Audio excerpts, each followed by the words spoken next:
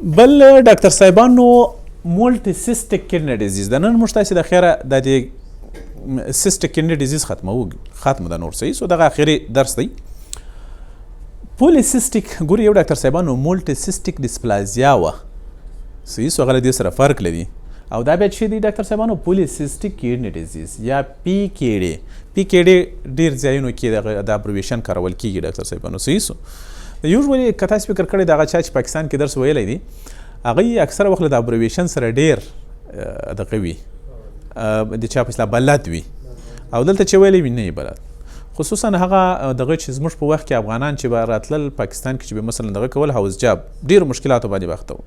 اوس مثلا هلته به د استادانو داسې تشریحات نه ورکول چې مثلا دا پولیسیسټیک کډنی ډیزیز دی هغوی به چې ویل وایي دا پی کې ډی ده ډي کې ای ده ډیابیټس کیټواسیډوز داسې اکثره به داسې شیان به ویل پر بیا او دوی به دا نه مانه چې نه وزه زده به وو اوس به دا دغه نو هلته عموما ایاب خارج کې اکثره عموما د ابریویشن څخه ډېر کار اخیستل کېږي نو تاسې دغه ابریویشن یې ورسره زده کړئ تاواني شی نه دی صحیح سو.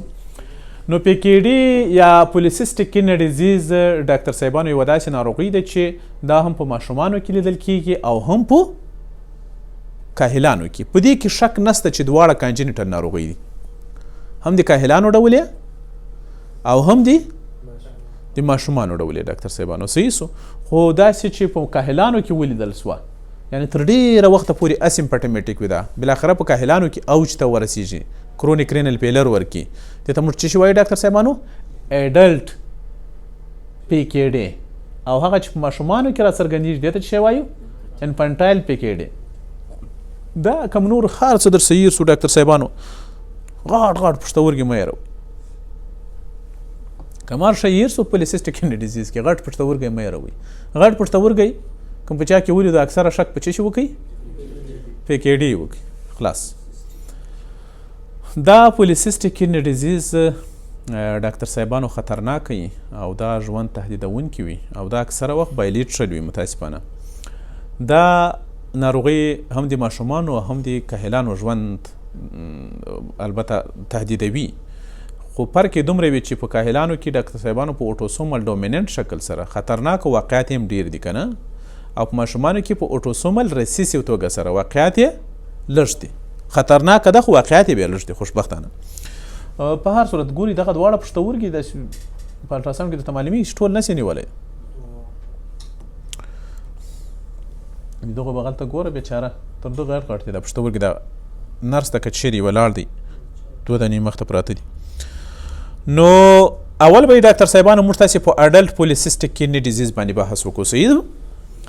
اډلټ پولیسیسټیک کډنی ډیزیز یا هم پی کې ډی چې دی ډاکټر صاحبانو دا په اوټوسومل ډومیننټ شکل سره په ریست وړل کېږي نو واقعیت یې هم ډېر دی یعنې په هرو 400 کسانو کې او یا هم په هرو 1000 کسانو کې کیدای شي یو کس په اډلټ پولیسیسټیک کډنی ډیزیز باندې اخته شي ډاکټر صاحبانو په نړۍ کې البته یا په ټولنه کې. دا عموما ډاکټر صاحبانو د اینډ سټیج رینل فیلر تر ټولو عام سبب هم کیدای شي یعنی اینډ سټیج رینل فیلر خو تاسو په یاد یا ما کرونیک رینل فیلر درته ویل چې هغه 4 حالتونه په یاد مو دي. اینډ سټیج رینل ډیزیز چې وي اکثره وخت یا رینل فیلر اکثره چې وي ډاکټر صاحبانو 4% یوازې څه جوړوي ډاکټر صاحبانو پولیسیسټیک کډنی ډیزیز جوړوي البته په اډلټ یا په کاهلانو کې 4% یوازې کیدای شي همدغه اینډ سټیج رینل ډیزیز له دې څخه رامنځته شوی وي. دا ډاکټر صاحبانو عموما دغه جین هم په همدې نامو باندې یادېږي یعنې کله چې د کاهلانو په پی کې ډي جین کې ډاکټر صاحبانو میوټیشن واقع سي نو په دې کې البته په دې کې شک نشته چې د دې پښتورګي یو رقم سیسټیک بڼه غوره کړي او بالاخره هایپرپلازیا وکړي تڼاکه سي یا هم کڅوړه سي او هره کڅوړه یې له اوبو ډکوي او غټ سي ډېر زیات متوجه یاست. دا پیښه د بده مرغه یا هم متاسفانه چې بایلیټرل اکثره وخت واقع کېږي دواړو طرفونو کې دواړه پښتورګي نیسي او دا حتی کیدای شي چې ډاکټر صاحبانو د پیدایښت څخه له چا سره ملګري وي دا ناروغي خو قرار په دې کې اراز راڅرګندېږي کله چې د دغو خلکو عمر 10 یا 50 کلو ته ورسیږي نو اوج ته ورسیږي او بالاخره پایله به یې څه وي ډاکټر صاحبانو اینډ سټیج رینل ډیزیز قرار وده کوي یعنی کرونیک رینل فیلر غټ سبب چې دی ډاکټر صاحبانو غټ شي ده پولیسیسټیک کډنی ډیزیز دی متوجه یاست. دا ستونزه دا نه مانه چې دی پیدا سوی له دې سره دی ډاکټر صاحبانو خو قرار اوج ته رسیږي او بالاخره یوې مرحلې ته دا داخلیږي چې هغوی ته موږ تاسې end stage renal disease وایي. کیدای شي په دغه وخت کې د ناروغ عمر 30 کاله او یا هم 50 کاله وي. د مارپولوژي له نظره که چېرته موږ تاسې اډلټ ډومیننټ پولیسیسټک کډني ډیزیز ته متوجه سو ډاکټر صاحبانو اکثره وخت یې دواړه پښتورګي نیولي وي او دواړه پښتورګي ډېر غټ وي. ان کیدای شي چې د وزن اندازې تر 4 کیلوګرامو پورې ورسیږي. 4 کیلو ته په کم نظر مه ګورئ لکه یو غټ ماشوم. حتی ماشوم چې پیدا کېږي اکثر وخت 3 کیلو وي که نه، تر یو غوله 1 کیلو 3.5 خو نو دا او کله چې تر 2.5 پورې رارسیږي هغه لا برت ویټ ته که نه. اوس تاسې هغه مه شروع کوو یارانو، ابسټیټیک مه شروع کوو، هغه پاته سو هغه پرېږدئ. دغه ته راسئ موږ تاسې پښتورګو کې اخته یو، صحیح ده.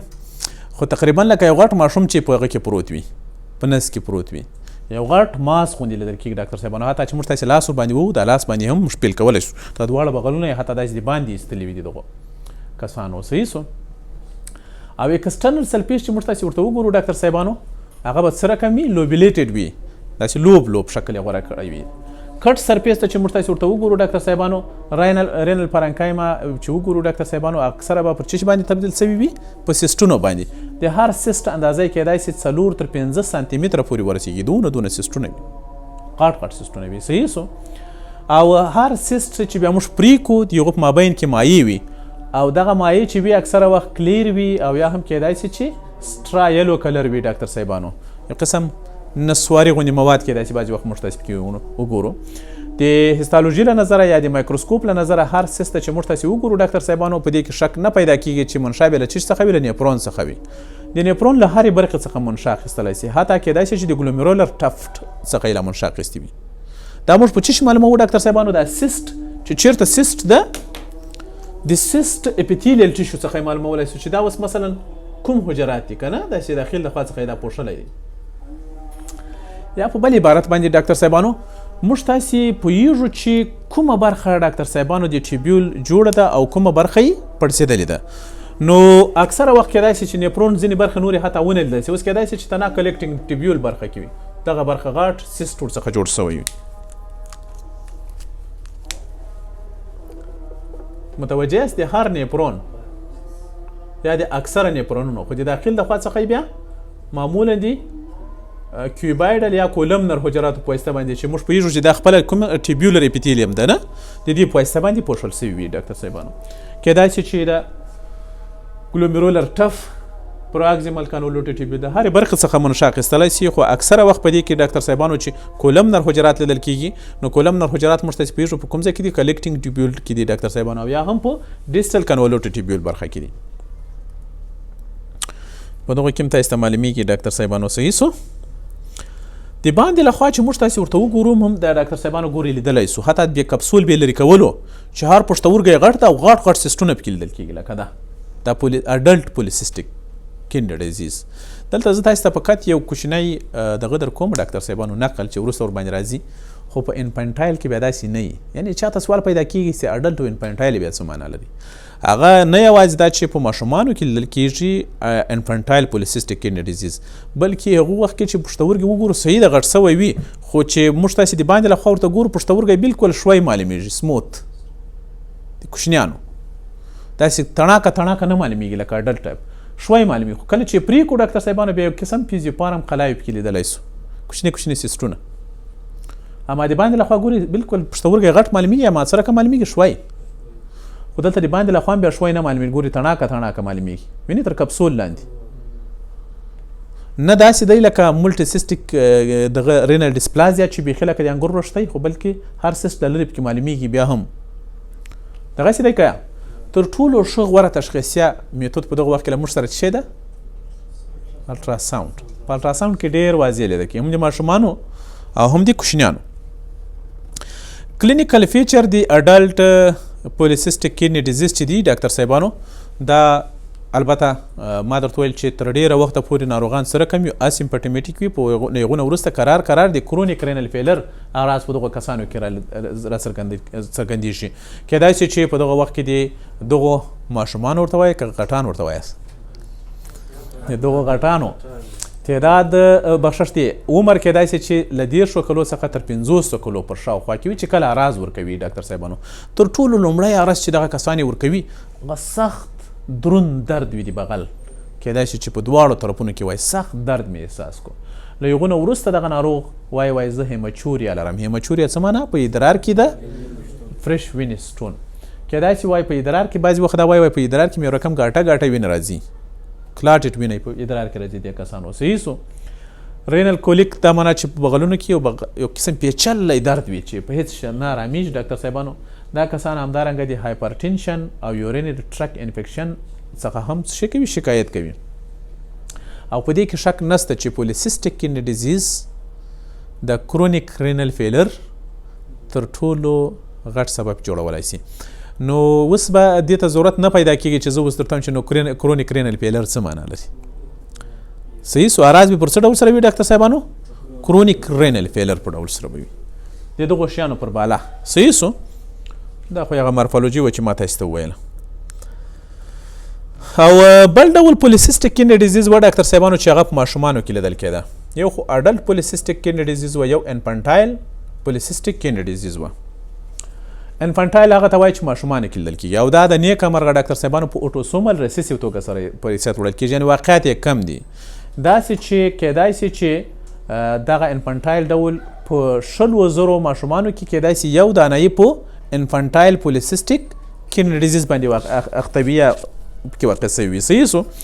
نو په دې اساس دا چې په اوټوسومل ریسیسیو، یعنی اوټوسومل ریسیسیو دا معنا چې دا ناروغي به په هغه وخت کې څرګندېږي چې کله په یوه حجره کې مورني او پلارني دواړه کروموسومونو کې په عین جین کې ډیفیکټ واقع شي. په کوم جین کې ډاکټر صاحبانو؟ اے پی ډي جین کې. څه شي؟ پی کې ډي. آفرین. او پولیسیسټیک کډني ډیزیز مې راوي. صحیح سو. په دغه جین کې کله چې البته میوټیشن واقع شي، یعنی موږ پوهېږو چې زموږ په هره حجره کې دوه کروموسومونه شته، نه دوه جوړې دي وبخښئ، چې یو پلارنی ده او بل څه رقم د مورنی ده. د دوی چې ډاکټر صاحبانو په هغه وخت کې دغه څرګندېږي که چېرته په دغه یوه جین کې ډیفیکټ وي نو دا ناروغي به ولیدل شي که نه لیدل کېږي، ځکه په ریسیسیو توګه سره ده نه. او په ډومیننټ کې که په دغه یوه کې تغیر واقع شي بیا ناروغي لیدل کېږي. دا په هغه وخت کې ناروغي لیدل کېږي چې په دواړو جینونو کې چې واقع شي ډاکټر صاحبانو ډیفیکټس واقع شي.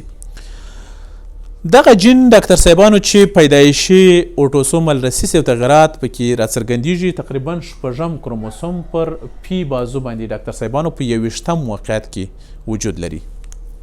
په دې خو پوهېږئ نه؟ په هر صورت کله چې دا تغیرات پکې واقع شول دغه ماشومان به ډاکټر صاحبانو له څه سره پیدا کېږي؟ له داسې پښتورګو سره پیدا کېږي چې دغه به د داخل د خوا څخه ډېر زیات کوچني واړه سیسټونه لري او دا هم متاسفانه چې بایلیټرل ده، په دواړو طرفو پښتورګو کې لیدل کېږي. د مارفالوژي له نظره چې موږ تاسې ورته متوجه سو که چېرته په سترګو باندې په دغه وخت کې موږ تاسې پښتورګي وګورو نو پښتورګي به څه رقم وي؟ انلارج به وي، غټ سوي به وي، خو سطحه به یې څه رقم وي؟ سموت وي. د باندې له خوا به نه معلومیږي چې حتما د دې په مابین کې غټ سیسټونه دي. خو که چېرته موږ تاسې سرفیس یې کټ کړو ډاکټر صاحبانو، پرې یې کړو، حتی شکل هم د پښتورګي نارمل وي، صحیح ده غټ وي اما شکل یې هم نارمل وي. خو که چېرته یې کټ کړو ډاکټر صاحبانو وبګورو چې کوچني پیوزیپارم یا سلنډریکل خلاګانې دي یا سیسټونه دي چې معمولا له دغه څخه ډاکټر صاحبانو له داخلي میډولا څخه په هغه طرف باندې پراته دي. دا ټول پښتورګی نیولی ده، د میډولا څخه د کارټکس په طرف باندې پراته دي. د هیستالوژي له نظره چې موږ تاسې ورته وګورو ډاکټر صاحبانو سیسټونه بیخي ډېر زیات وي او اکثره سیسټونه چې وي منشا یې هم له چیش څخه اخیسته سوي وي، له نیپرون څخه. اما کیدای شي چې ځینې نیپرونونه وګورو چې نارمل دي، ټول یې په سیسټ باندې نه دي بدل سوي ډاکټر صاحبانو. دغه کې اکثره وخت ډاکټر صاحبانو دغه هغه چې موږ تاسې سیسټ چې وڅېړو منشا یې له کلیکټینګ ډکټ څخه اخیستې وي، یعنې کلیکټینګ ډکټ یې په ځینې نقاطو کې ډاکټر صاحبانو داسې شکل غوره کړی وي سلنډریکل. په څه شي بدل سوی وي ډاکټر صاحبانو؟ په سیسټ. نور نیپرون بالکل جوړ وي خو یوازې دلته مثلا دغه دلته دغه شکل یې غوره کړی وي. خو موږ پوهېږو چې یو نیپرون په هغه وخت کې خپله صحیح دنده ترسره کولی شي ډاکټر صاحبانو چې ټول سټرکچر یې څه رقم وي؟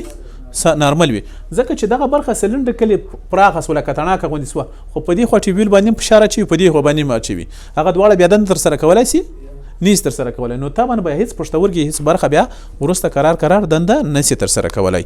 خیر وروسته بیا په اعراض ولایمو کې راسي. کلینیکل فیچر د انفانټایل پولیسیسټک کیډنی ډیزیز چې دی ډاکټر صاحبانو دا یو خطرناک حالت ده، په دې کې شک نشته.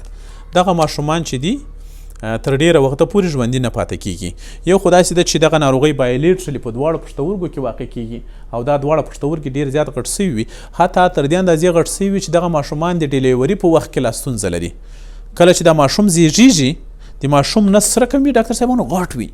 ولې غټ وي؟ پښتورګي پکې غټ سوي وي، نو حتی دا وجینل ډیلیوري لا سخت دی.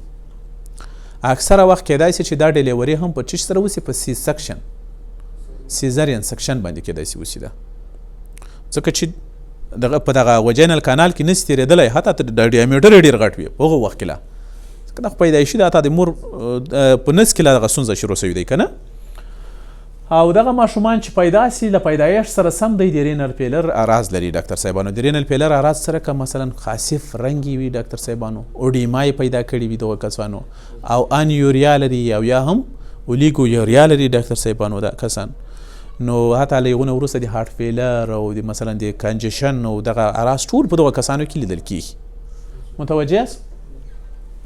ښه په هر صورت او دغه ستونزه چې وي ډاکټر صاحبانو اکثره وخت ځینې نورو ستونزو سره هم ملتیا کوي. مثلا کېدای شي چې دغه ماشومان نه یوازې دا چې انفانټایل پولیسیسټک کیډنی ډیزیز لري، کېدای شي چې په لیور کې هم چې ولري ډاکټر صاحبانو پولیسیسټک لیور ډیزیز ورسره ولري دا کسان، او یا هم کېدای شي چې په پورټل بایل ډکټ کې ځینې دغه راغلي وي سوی اشکال وي د دغه کسانو.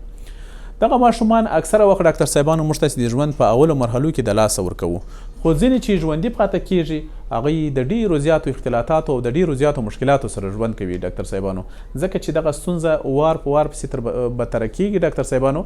دا کسان قرار چیر کوي ډاکټر صاحبانو، پورټل هایپرټنشن، سپلینوبیګلي او بالاخره د رینل فیلر ټول اعراض پکې راڅرګندېږي. که پر وخت سره رینل ترانسپلانټ ورته ونسي، او رینل ترانسپلانټ هم باید په هغه وخت کې ورته وسي چې دوی نور ولادي سوی اشکال ونه لري، لکه مثلا AST، VSD، PDA یا پولیسیسټک لیور ډیزیز ونه لري له ځانه سره.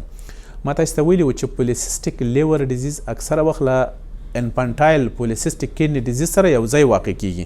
په یوه ځای کې مې پر دې باندې مازې یو هغه ورکړی و ریفرنس په یاد مو دي، او نن موږ تاسې پوه سو چې انفانټایل پولیسیسټک کیډنی ډیزیز څه معنا لري. نو په یوه صورت کې کله دې له ځانه سره دغه ماشوم نور سوی اشکال نه درلودل، موږ تاسې رینل ترانسپلانټ ورته وکړو، د ماشومانو انظار به سره کمي ښه به وي او دغه ماشومان به بیا ژوندي پاته کېږي. په غیر د هغوی کې به دا ماشومان مړه کېږي او موږ تاسې بیا د لاسه ورکوو. سټاپ د ویډیو.